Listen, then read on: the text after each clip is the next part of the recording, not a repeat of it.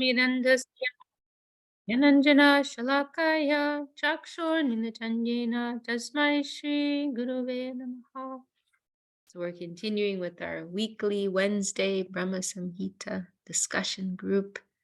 And we're so happy we have our hostess, Suvasini Didi, gracious hostess, has returned. She came back. One time I went to Thailand for a visa exit.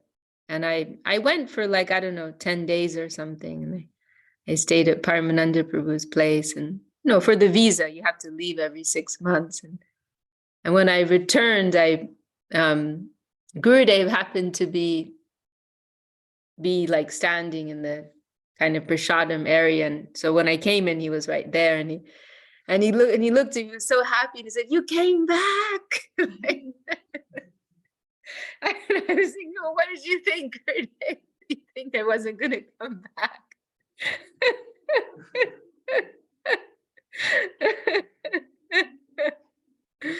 But actually, you never know which way the winds will take us, right? We never know. Anything can happen, right? So we're very happy.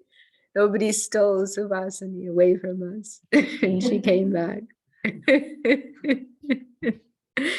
Have your good association again. Yeah, I'm glad to be back in the association of the devotees here. So glad to be back with Brahma Samhita. It's so nice. Yeah. So we're going to resume with verse 44, and Suvasini will lead us. Okay, verse 44. सृष्टि स्थिति प्रलय साधन शक्ति रेखा छायेय यस्य भुवनानि विभक्ति दुर्गा इच्छानुरूपम् अपि यस्य च चेष्टते सा गोविन्दम् आदिपुरुषं तम् अहं भजामि. Translation. The intrinsic or divine potency's shadow is personified as the Maya potency who accomplishes creation, sustenance, and dissolution, and who is worshipped in the world as Durga. By he whose wish she acts, the primeval Lord Govinda do I worship. Purport.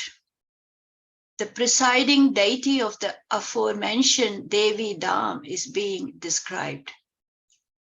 This world where Brahma is situated and singing the glories of the Lord of Goloka is the world of 14 plains, Devi Dham, of which the presiding goddess is Durga. She has 10 arms representing the 10 karmas or purificatory rites. One second. Sorry, just a second.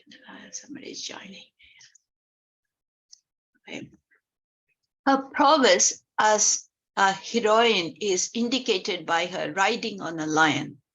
She is the subduer of vice, represented in her punishing Mahishasura, the buffalo demon. She is the mother of Kartika and Ganesha, indicating her to be the possessor of beauty and success, represented in her sons. She is positioned midway between the aspects of Lakshmi and Saraswati, who are the companions of worldly opulence and knowledge. For suppressing vice, she is the bearer of 20 weapons, representing the manifold Vedic religious duties. She is adorned with, that is, she holds the snake, representing the beauty of time, the vanquisher. Durga possesses all these features. Durga also possesses a Durga. Durga means prison. When the jivas who have their origin in the marginal potency become averse to Krishna, the prison in which they are interned is Durga's Durga, the instrument of punishment in that prison is the wheel of karma. Her duty by the wish of Govinda is to fulfill the task of reforming the averse jivas by such corrective measures, a task that she executes perpetually. When the jivas have the fortune of attaining sadhu sangha, the holy association of pure devotees, and their aversity is removed and they turn towards the Lord, the very same Durga, by the wish of Govinda, becomes the cause of their liberation. So it is conducive to show the warden Durga one's reformed favorable attitude to satisfy her and gain her undeceiving grace. Wealth, successful agriculture, assurance of the health of one's family members, etc. One should know all such benedictions as the deceptive grace of Durga. For the delusion of souls averse to Krishna, Durga manifests in this mundane world her 10 forms known as Dasa Mahavidya, showing their worldly psychic pastimes. The soul is a particle of consciousness. When he commits the offense of aversity to the service of Krishna, he is pulled by Maya's attracting potency.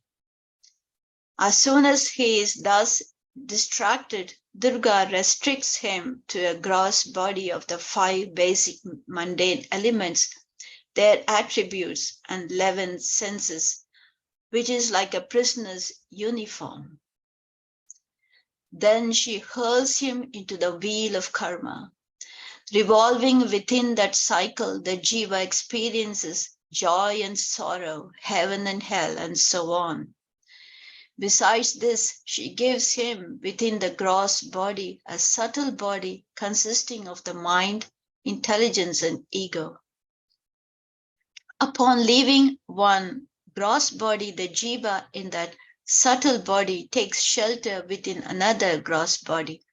Until he is liberated, he cannot leave his subtle body, which is composed of evil desires. When the subtle body is given up, he bathes in the waters of Viraja river and goes to the abode of Lord Hari. Durga performs all these tasks by the will of Govinda. Vilajamanaya yasya statum ikshapate muya vimohita vikatante mamaham miti durdiyaha. In this statement of Bhagavatam, Durga's relationship with the jivas averse to Krishna has been described. This is the Durga who is worshipped in the mundane world. But the Durga mentioned in the mantra, which is the outer covering of the abode of the Lord, she is the transcendental maidservant of Krishna.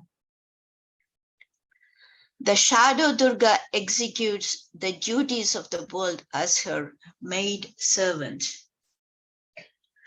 How do you pronounce this word? Vaidi, right? Vaidi. Sri Jiva's Sanskrit commentary on the 3rd sloka. Okay. Wow. Jai. Jai Dev, you look like you're about to say something. Okay. Does anyone have any comments? I don't know if I have anything to say. It's all clear.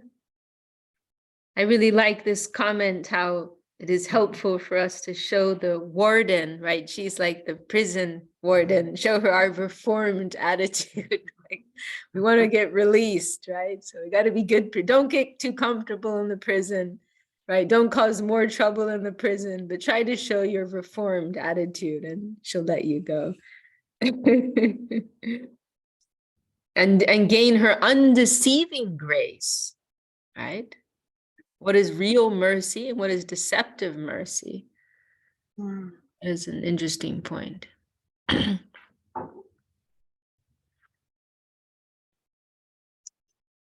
There's this verse. It's actually by Swarup Damodar Goswami. I was actually can you pass me that Gaudiya Kantahar? It's funny, you know, we've all been fighting over this book I brought back from India.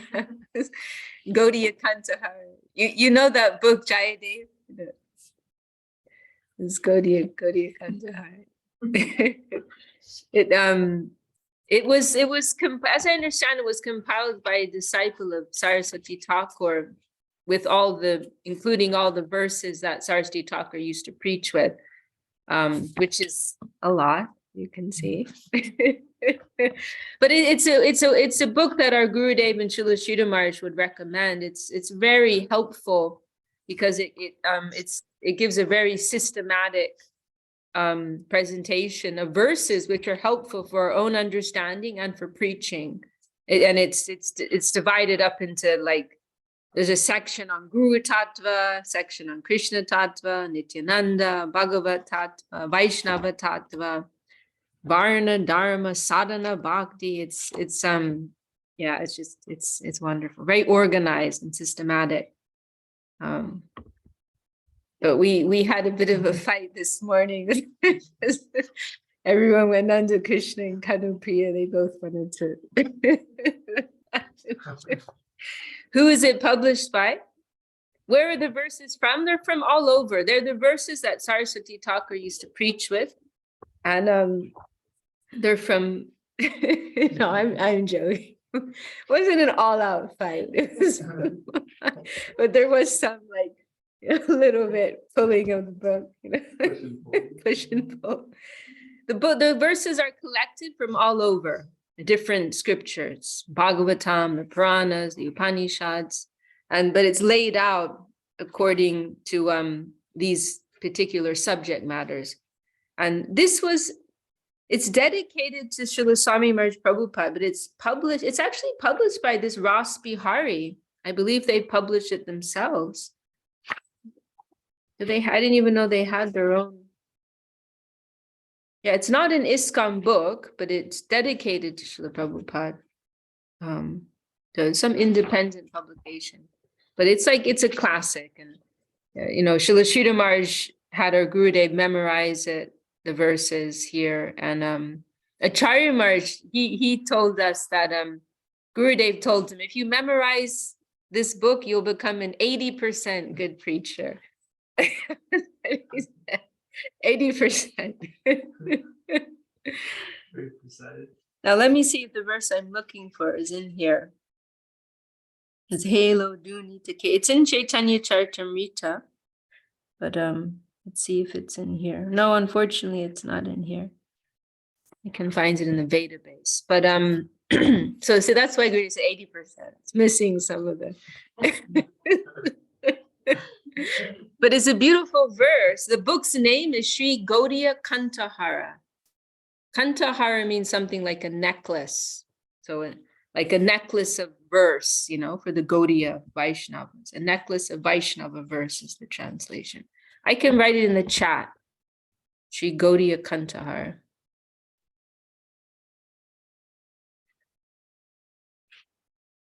Kantahara. Okay. So I have a book that Scarlett doesn't have yet.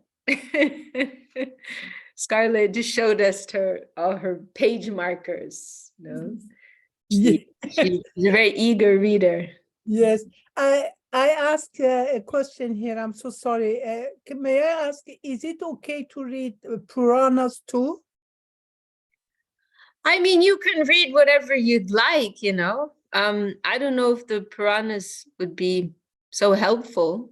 I mean, you know, one thing is we have limited time, right? And so it's, you know, let's prioritize, you know, that would be, I mean, you know, I haven't even read Srimad Bhagavatam yet. It's on my book list, you know, but whenever I want to read, I just feel like reading Prapanajivanamrita again, or reading Brahma Samhita again, or reading Golden Volcano. Like we have so much wealth, you know. We go through Chaitanya Charitamrita a few times a year, you know.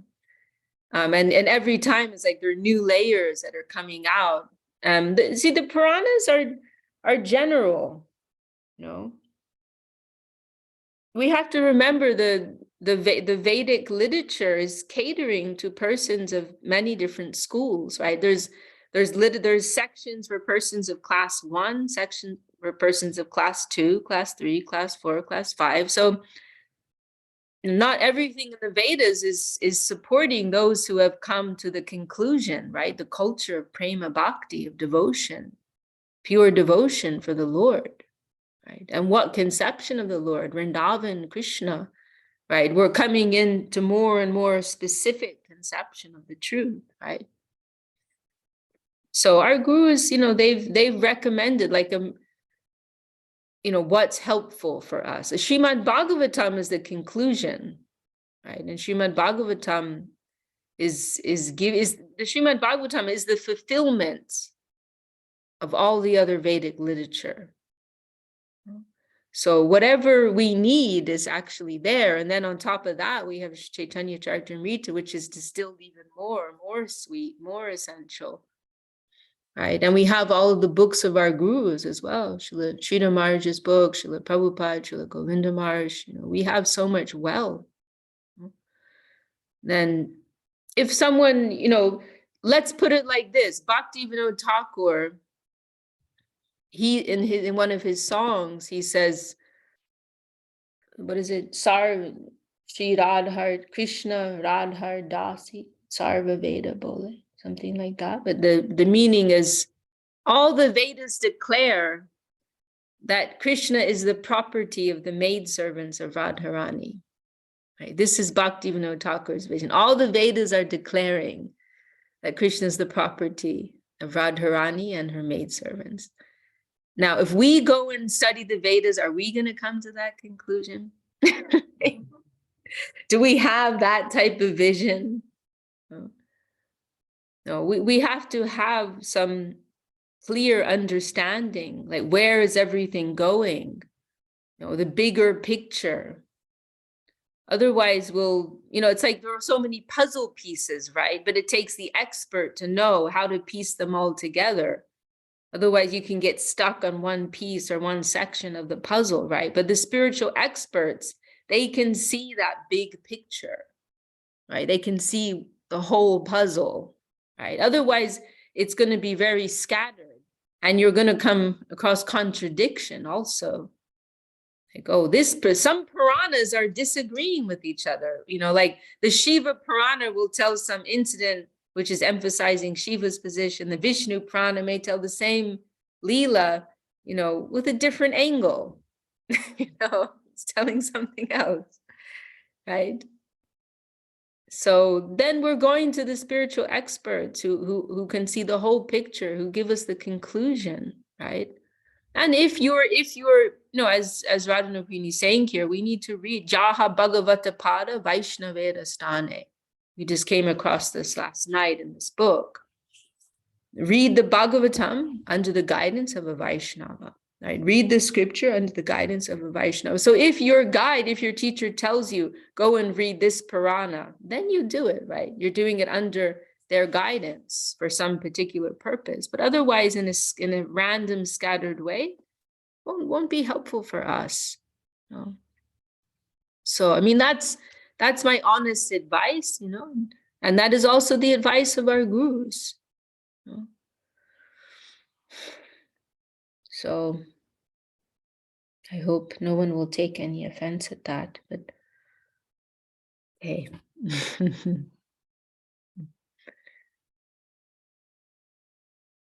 But really, you know, our gurus, they've given us everything. They've given us everything. And, you know, another thing is, you know, like when we go through Chaitanya Charitamrita and also through the books of our gurus, they're quoting so many verses from this scripture, that scripture. That's one reason why I've never felt so compelled to read Bhagavatam. Actually, I should read Bhagavatam, but part of the reason I don't feel so compelled is, our gurus, they've quoted so many verses from Bhagavatam, they're distilling the essence. And so I feel some level of familiarity, like they're pulling out. And they're also, here's another interesting point, right? Our gurus are putting everything in context, right? So it's like you could just go and read one scripture all the way through and not really understand the context, the meaning. But our gurus, they, without going to read that scripture, hearing an explanation from your guru, it could save you a few years of study. Let's put it like that, in a 30-minute talk. Like what they've already done the study for you. There's this, we heard of this occasion, right? Srila Sridhar Maharaj tells how he met these devotees. I believe it was in South India. We told the story recently at Uddhavakund in Vrindavan.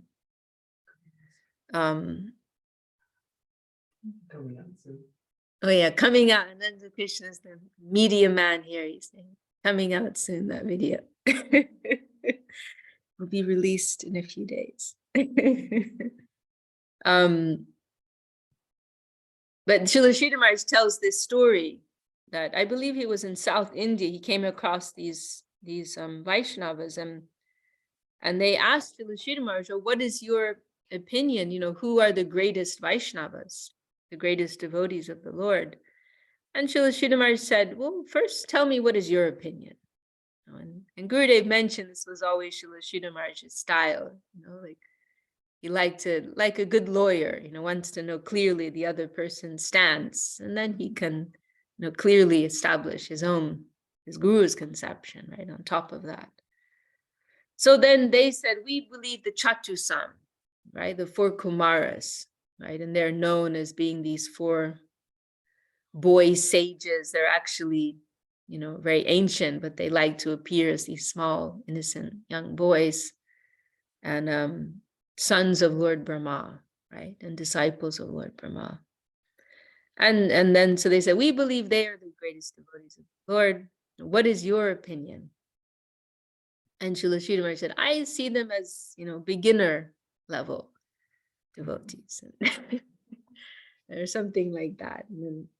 And then within 2 verses, he defeated them. But here's the point. This is why this is relevant to our discussion now. Suvasini Didi knows this story. This gentleman who he was discussing with, or this, maybe I think it might have been a group, they had memorized the whole of Srimad Bhagavatam, all 18,000 verses they had memorized. In Srila Sridhar Maharaj's words, had the whole of Bhagavatam in his mouth. He said it like that. Like they were that type of scholar, right? And you come across that in India. Nowadays, the tradition is dying out, but and Suvasini Didi can talk more about this. But like previously, like this was a very strong tradition. I was hearing recently, like there would be a whole like family lineage who was responsible for preserving a certain section of the Vedas, right? Having it memorized to pass on, right? So these gentlemen, they had the whole of Srimad Bhagavatam memorized, but they couldn't understand the essence of Bhagavatam, right? So then Srila Sridhar Maharaj defeated them with 2 verses, right? One, we read this last night, Nata tame priyatama atmayo nirna shankara, na cha sankarshano nashir naivatma cha atabhavan, where it's Krishna speaking to Uddhava and saying, no one is more dear to me than you, O Uddhava. And he mentions, Sankarshan, Baladev, Lakshmi Devi, Lord Brahma, even my own self is not as dear to me as you, O Uddhava. So Lord Brahma, he's the father and the guru of the 4 Kumaras. So if Krishna is saying here, Uddhava is more dear to me than Brahma, then that must also include his disciples, right? right? So that's in one verse, Srila Marsh, undermines their argument. Then the second verse, and this is Uddhava's. So Krishna is saying Uddhava's my favorite, my most beloved. And then what does Uddhava say? Asamaho charanadenu jishamaham syam vrindavane kimapi gulma lato shadinam yadushjam swajanam arjapatam jahitva bejor mukunda paravim shuti birimigyam. Uddhava is saying, may I take birth as a blade of grass so the foot dust of the Braja Gopis can rain upon my head. That will be the perfection of my life, right? So these two, and these gentlemen, they had to accept. What Srila Sridhar is very clear, very systematically is establishing what is the essence, what is the conclusion of Srimad Bhagavatam, right? But these gentlemen who had the whole of Srimad Bhagavatam memorized, they could not get that. But when Srila Sridhar clearly presented that, they had to accept, oh yes, you are right. And I, and my thought too was that, who am I? I haven't studied any scripture. I've read Bhagavad Gita. I've read Brahma Samhita a few times, right? And I've read the books of my gurus. But if I were to meet some big scholar like who had so many things memorized, I would have something to say. Why? Because I heard from my Gurudev. That's it. I'm like a nobody. I'm just a kid, heard from my Gurudev. Then I would have something to say. They would have to listen. They would have to pay attention to that. Right? So this is our good fortune, right? We don't have to go and study all the scriptures, right? Our gurus have done that. You don't have to go memorize the whole of Srimad Bhagavatam. Our gurus have, they're distilling the essence. We're getting the candy, the boiled down candy. They've done the work. So, and ultimately, what is it that we're concerned with? That heart transaction, that heart exchange, that cultivating that spirit of self-giving, self-surrender, right? So we're hearing, we're reading, we're studying, but we also want to be careful. We don't want that to just turn into an empiric exercise, right? We have to be careful about that. We want to hear, to read in a careful mood, not as an exercise of the brain.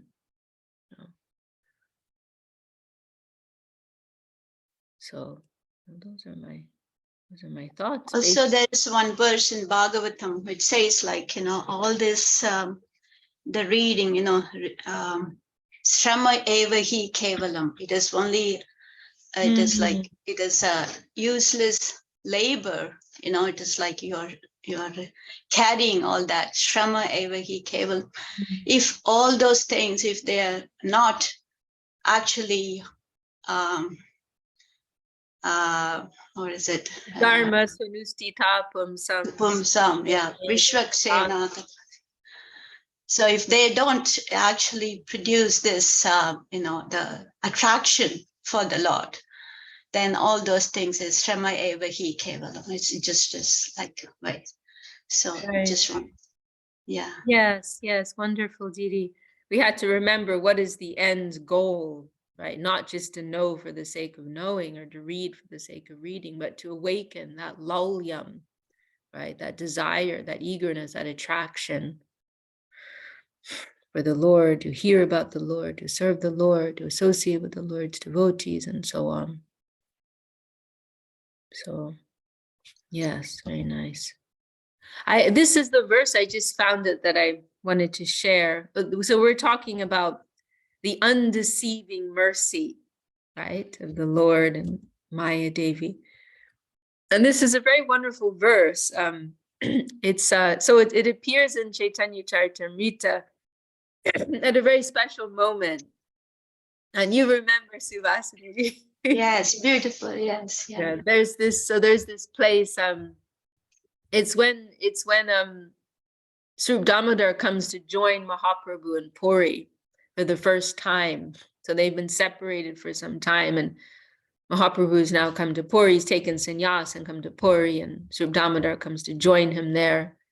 And so it's a very ecstatic meeting, right? And there's a beautiful description in Chaitanya Charitamrita. Mahaprabhu, one thing he says to him is like, I'm like a blind man who's just had his eyes restored, like you are my eyes, like my vision has come because of you. And Srila Sridhar Maharaj gives a very beautiful description of this meeting too, in this verse. And he says that the way he says, Srila Sridhar Maharaj is so poetic, the way that he expresses things.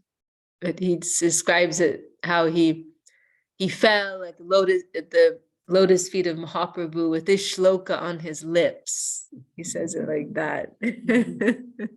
So as he remembers, and so this is why am I bringing it up? Because this point is made here about the difference between like real mercy and deceptive mercy. And this last line of this verse, I've heard that it was a preaching point of Saraswati Thakur, that he drew upon this verse to make this point, right? That there are so many conceptions of mercy in this world, and superficially, from a mundane perspective, you will consider them to be mercy, but actually what is the end result? They're just dragging you further into mundane entanglement. So I'll read the whole verse. It's very beautiful. Halo dunita kedaya vishadaya pranmila damodaya. And there's this play, this word doya or daya, depending on whether you're going for Bengali or Sanskrit. So this daya, it's like a play on words, because the word daya means mercy, but then there's also a particular grammatical construction in Sanskrit where the ending ends with that same sound. So this word daya is being repeated again and again. So halo dunita kedaya vishadaya, all these words. I'm not a grammarian, unfortunately, so I can't give a better explanation. But there's this play on the sound here, this word daya. So halo dunita kedaya vishadaya pranmila damodaya shamyak shastra vivadaya rasadaya chittarpiton madaya shashwat bhakti vinodaya samadaya madhurya maryadaya Sri Chaitanya Dayani De Tavadoya Bhuya Ramando Doya. O ocean of mercy, Sri Chaitanya Mahaprabhu, let there be an awakening of your auspicious mercy, which easily drives away all kinds of material lamentation by making everything pure and blissful. Indeed, your mercy awakens transcendental bliss and covers all material pleasures. By your auspicious mercy, quarrels and disagreements arising among different scriptures are vanquished. Your auspicious mercy pours forth transcendental mellows and thus causes the heart to jubilate. Your mercy, which is full of joy, always stimulates devotional service and glorifies conjugal love of God. May transcendental bliss be awakened within my heart by your causeless mercy. So this translation is not super clear, actually. There's another one I can look up. But the point here, amando doya, right? Amando doya. This word udoy refers to an awakening of something. And the word mando or manda means like something bad. So amanda means something not bad. So the way it's phrased is a little peculiar. It refers to what it's saying is like non-bad producing mercy. That's what's being said. Mercy that has no bad effect. Non-evil producing mercy. So may there be an arising of this type of amando doya. May there be an arising of this non-bad producing mercy. You could say like general mundane mercy mercy has side effects. Just like, medicine medication that you get from the doctor. Yeah, it does something good, but then you get side effects, and they may even be worse, than your original condition. But what is the nature of mercy coming from Guru and Vaishnava, from the Nirguna plane? There are no side effects. It is holistic treatments. And pertaining to our eternal need and our eternal welfare. So we want that true mercy of the Lord, not pertaining to our temporary need, desire, and so on. Anyone else have any comment at this point? Question? Should we read a few more verses? Radhana Rupini has a nice comment here. Our Gurudev used to say, I'm reading Bhagavad Gita, and still I'm getting new light. Our Gurudev used to say, I'm still getting fresh light from reading Bhagavad Gita. Pure mercy that protects from Maya, Sulalita says. Nice. Okay, well, Giridhar Prabhu, any comments? Yeah, it's interesting in the verse we just read about the primeval Lord Govinda, I do worship. So they're worshiping the master of Maya, the master of Durga. But in the purport also they mention, oh, you want the favor of Durga as well. So it's like we have to be all accommodating and all pleasing to everyone in order to worship Govinda as well. It's interesting, because I was looking for it. Oh, it doesn't actually say it in the verse about, worshiping her specifically. It's a prayer to Govinda. And it's his potency, right? Maya's potency is Durga. So Right. She's a Vaishnava, right? So we must honor all the Vaishnavas and seek mercy from all the Vaishnavas. Yeah. And remember too, right? Maya Devi was initiated by Haridas Thakur.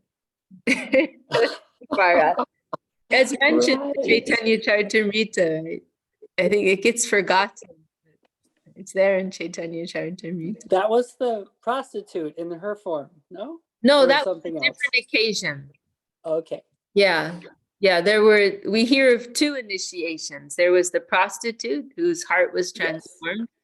And then on a separate occasion, Maya Devi comes to him and he ends up giving her, Maya Devi herself, and he ends up giving her initiation.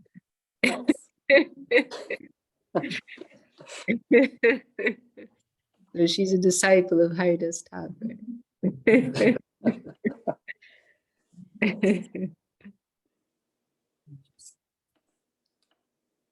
Any other comments from anyone?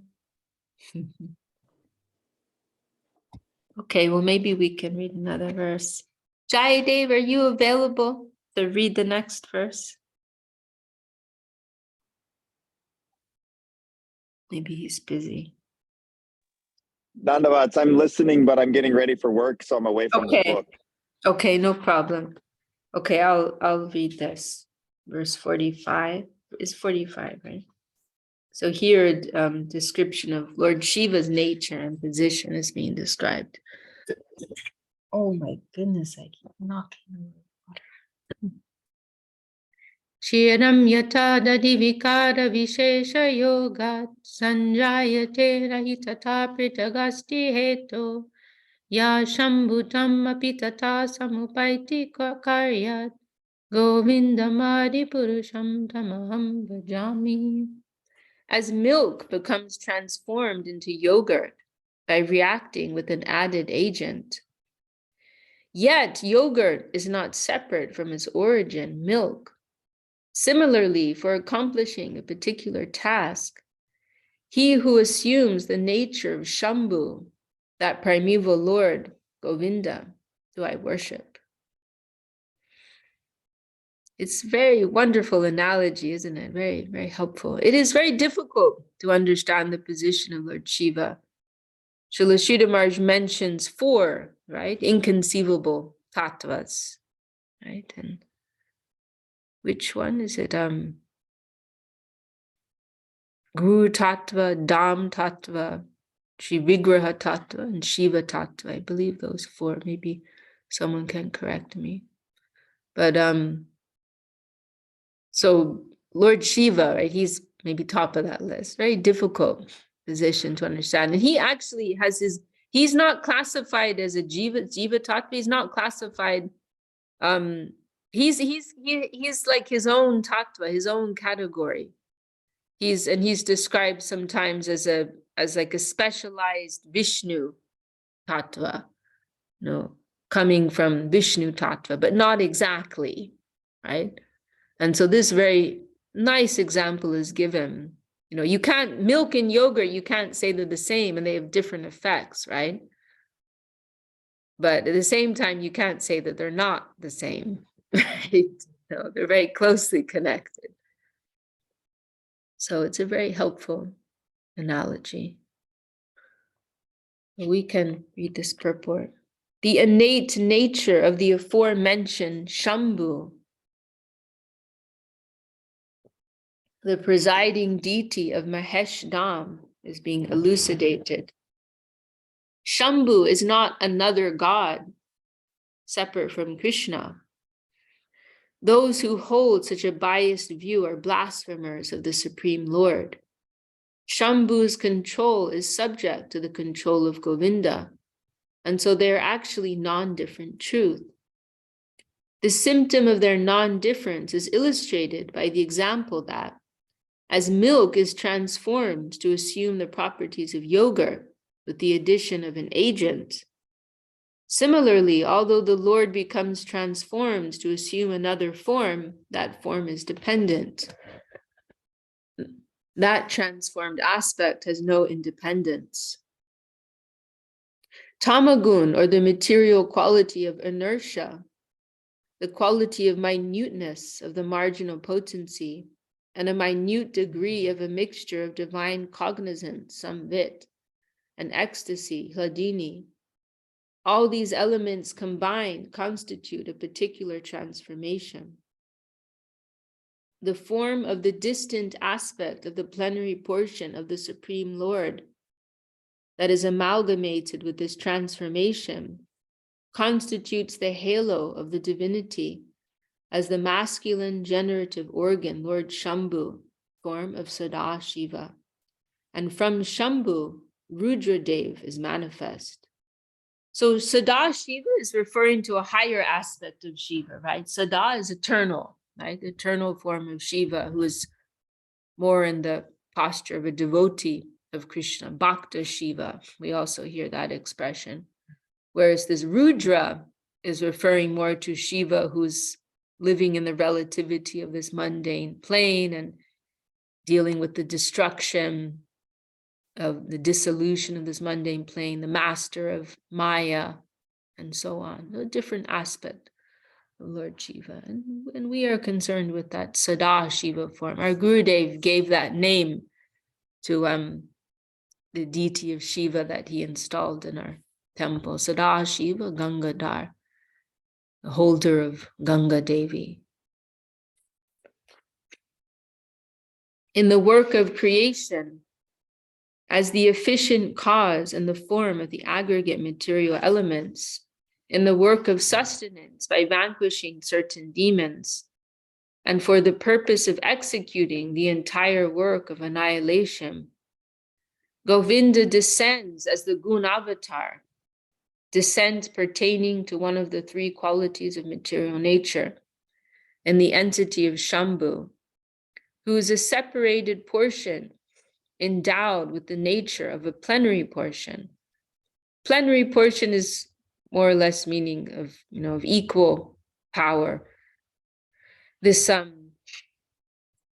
we hear these terms, right? Amsha or Swamsha means like a direct expansion coming from the Lord, and Vibhinamsha, separated part. We are classified as Vibhinamsha. We're a separated part of the Lord. But the various avatars, they're in the Swamsha. They're coming directly from the Lord. And so here Lord Shiva is being classified as having the power, of the Lord. So he's a separated part. So like Vibhinamsha, separated part, but with the power of Swamsha, of the Lord. Shambhu's aspect as Lord of Time has been corroborated in the scriptures, and the authoritative quotations have been cited in the Sanskrit commentary of Sri Jiva. The purport of such statements in the Srimad Bhagavatam, Vaishnavanam, Yatha Shambhu, etc.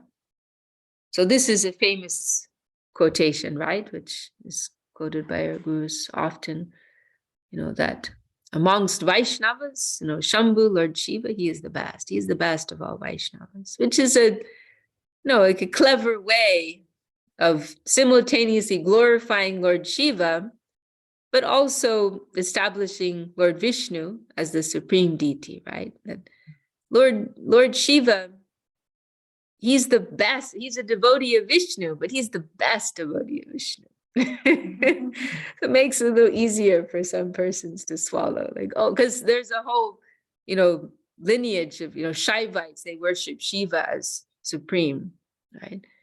And we hear at different times in India, there were wars that would go on this point. Like we hear in the time of Ramanuja, right? There was a king. So Vasanidhi knows all these stories very well. There was a king who, he was at war, like trying to prove Lord Shiva to be the supreme deity. He would kill anyone in his kingdom who would say otherwise. Like, it's a serious, can be a serious point of debate, right? There's that one story we hear from Srila Sridhar Maharaj. I don't remember he became known as Krimi Kanta, right? Later he became known as Krimi Kanta. And I think Krimi was referring to, like, because he became infected with this like worm or bacteria in his neck. So he got this name, Krimi Kanta is the neck. Krimi is this insect or bacteria or something. But anyway, this king, he was like on a campaign, this was in South India, to have Shiva like worshipped as the supreme deity by everyone in his kingdom. And so he went to so many scholars and religious leaders, and he had them like sign a paper agreeing, otherwise he would kill them, right? and so he got everyone to agree, unsurprisingly. But one of his advisors said, but there's this you just got some, general people, but you got to get this Ramanuja. Like, he's a real Vaishnava. If you convince him, then you've been successful.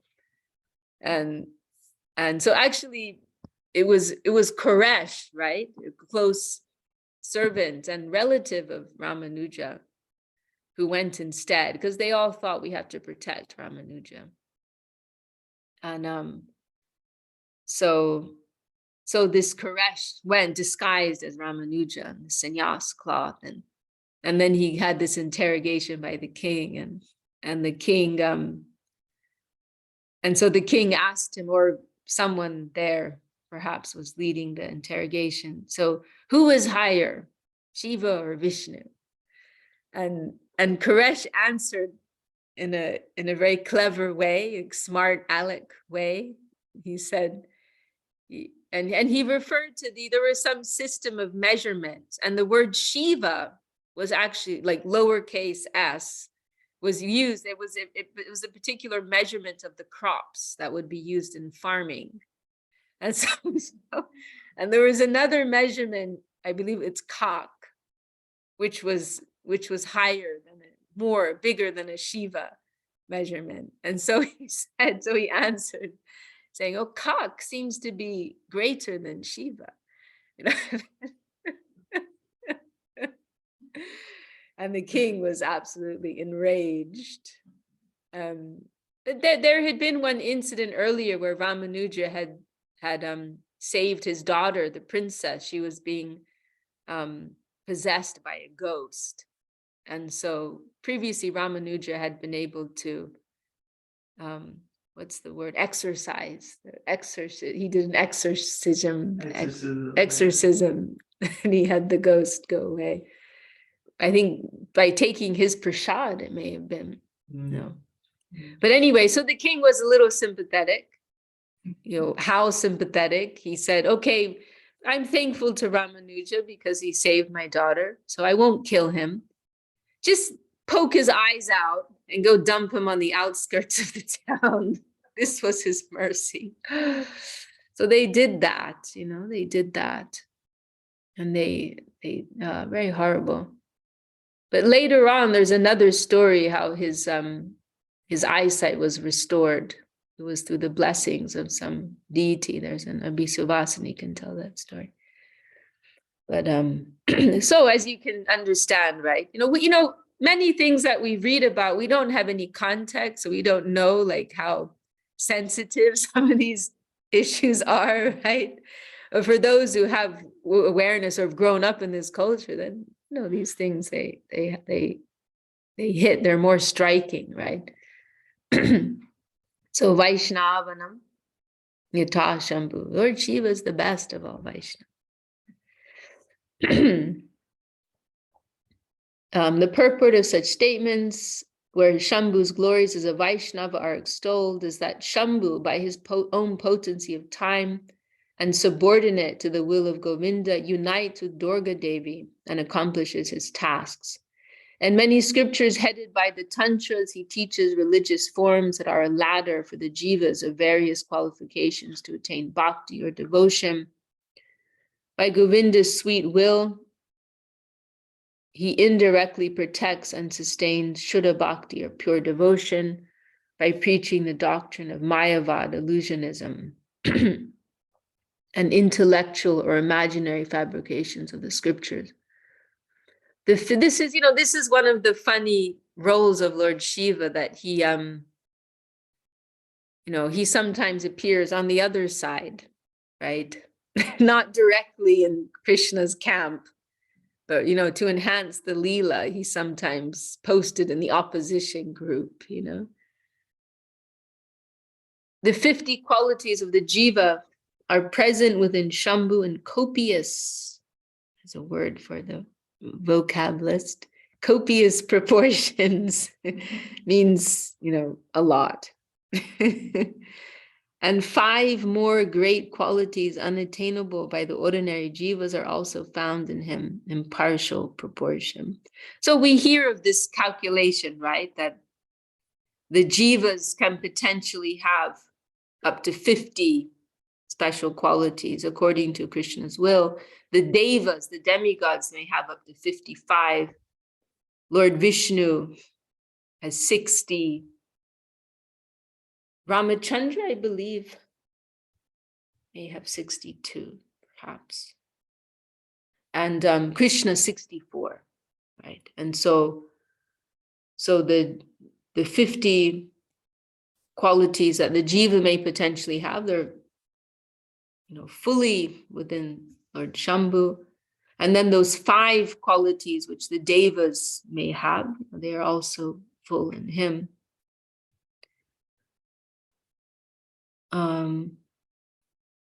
So Shambhu, so 5 more great qualities unattainable by the ordinary jivas are also found in him. Oh, Radhana Rupini has to go. Thanks for joining us. And also Tungarasa was asking, what is the name of the consort of Sadashiva? Radhana Rupini said Parvati, I think. Yes, I believe Parvati is the name. Like they appear, right? They have these different aspects, right? And they're known by different names, right? And so, yes, Parvati is the higher aspect of Durga, right? As I understand. So, yes, Parvati. I believe so. That's correct. So Shambhu cannot be categorized as a jiva. He is Lord of jivas, Ishvara, although he partakes of the nature of a separated part, Vibhinamsha. So that's the term I was referring to earlier, Vibhinamsha, of the Supreme Lord. Vibhina means like different, separated, amsha, part. So there's direct part and separated part. So he's a separated part, but he's also endowed with power of the Lord. Okay, well, what a nice meeting with all of you. Thank you all for your wonderful association. Does anyone have any final comments or questions before we close for today? Devasini Didi, any closing words? No, no, Lily, that's wonderful. That's very nice. Okay, then we'll stop on, we'll next week we'll pick, oh my God, I'm actually traveling on Tuesday. Oh man. I'm going to Japan, you know, and I think with the time difference, it won't work. Mm. So what do you want to do, Didi? You can decide if you want to. I'll be gone for 3 weeks, so you can all decide what you want to do. And We you will wait for you to come back. I think that will be best. It is okay. Yeah. okay.